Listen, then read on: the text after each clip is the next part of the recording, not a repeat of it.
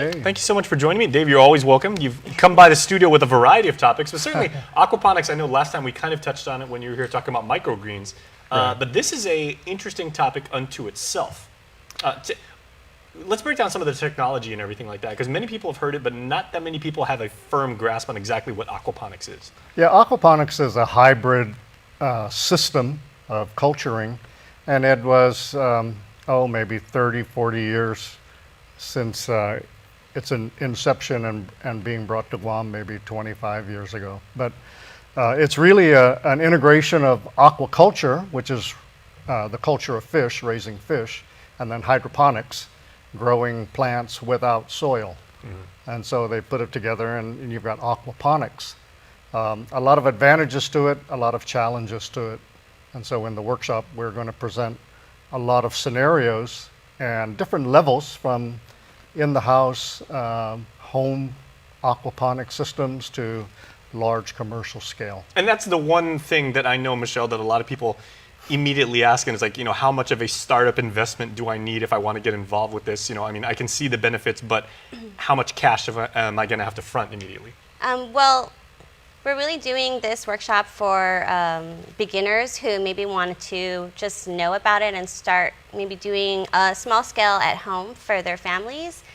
And hopefully some will be interested in aquaponic farming, but right now we're doing like a simple DIY aquaponic system that really doesn't cost that much. You can source, Nice. things here and there. So it's not a huge investment for something. It's a good investment though. So maybe a couple trips to Home Depot, or maybe a couple times on eBay, Yeah. and you can get everything you need. Or at the pet stores.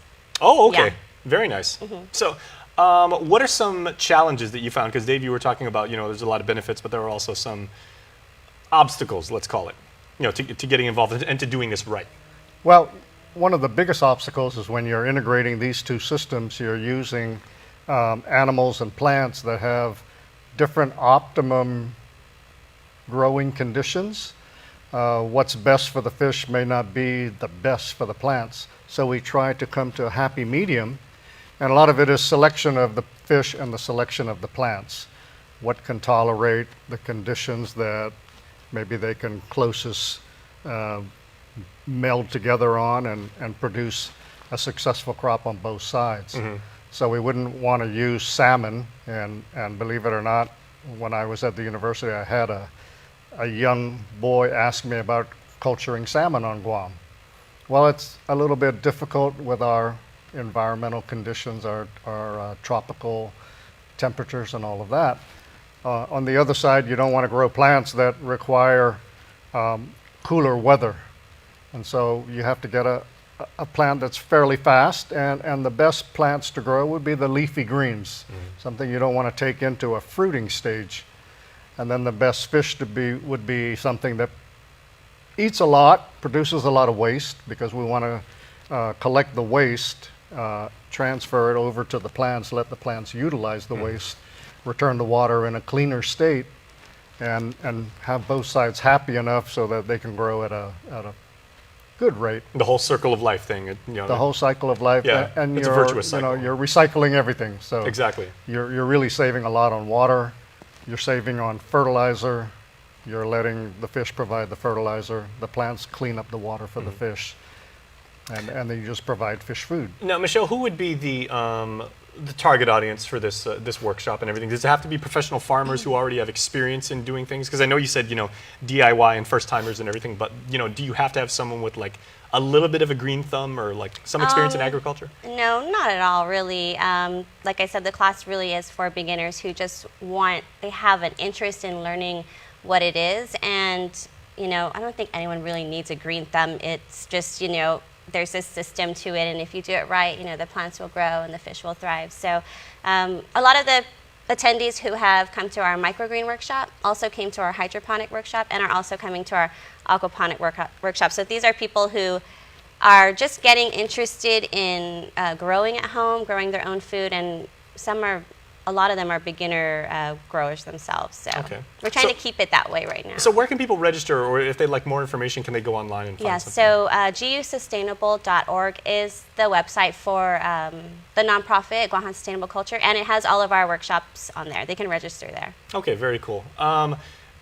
Is there any benefit, Dave, to, you know, when you're raising these types of plants and this type of fish from traditional means, like in terms of the turnover rate, or, you know, like how fast you can farm and, you know, actually have a fish and a plant that be ready for consumption, or, you know, ready to, I mean, obviously you're not going to make the fish grow any faster, but, you know, what are the big benefits? The big benefits are saving your water. Your water bill is going to be just really what you use for the fish. You won't have to buy fertilizer. You might have to buy a little bit of supplements, because you only will get fertilizer based on what the fish produces as a waste product. And so you give off what you eat, basically.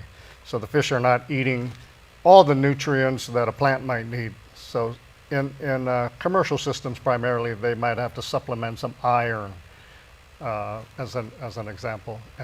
But in a home system, that would not be required, because you're doing such a small scale.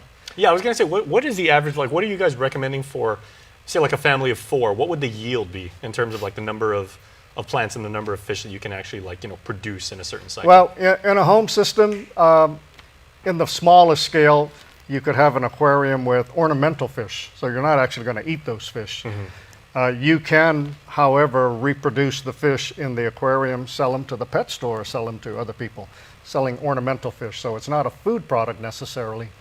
But all the waste will still go to the plants. And for a family of 4, it really depends on how much they're into eating greens and salads. Okay, so this is multidimensional. Actually, you can make money in a variety of ways with this. You could not even grow leafy greens, but you could grow flowering plants with it. Very excellent. So the scale is from 0 to 1,000, and you can start at 0 and scale up as you learn more about it, feel a little bit more comfortable doing it, and add on things. And you can add on things that are, you know, might seem like junk laying around. The very first system we set up as a demonstration at the university was just a 12-foot swimming pool that we got at Kmart. And then we got some 55-gallon plastic drums and cut them in half and supported them on concrete blocks and ran the water through there. And we grew tilapia in the big 12-foot swimming pool. And on the barrels, we grew kangkong. And kangkong is just a natural aquatic plant. And it just grew like crazy. We couldn't harvest enough. Well, I'll tell you what, we have to go to commercial break. But Michelle, can you give us the website address once more if people would like more information? Sure, gusustainable.org. All right. Well, thank you both. We look forward to hearing more from you. Right. Thanks. All right. Please stay tuned. We're back after this.